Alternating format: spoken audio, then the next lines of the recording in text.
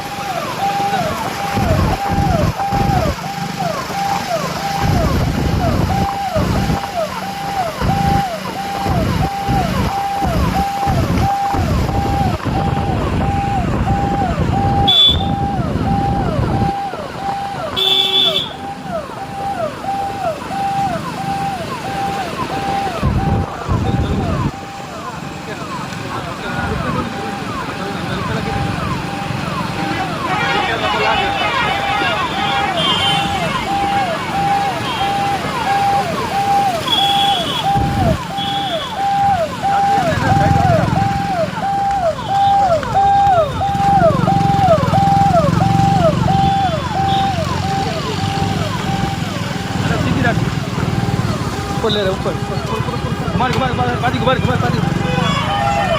पादी घुमा चढ़ा ले ऊंचे चढ़ा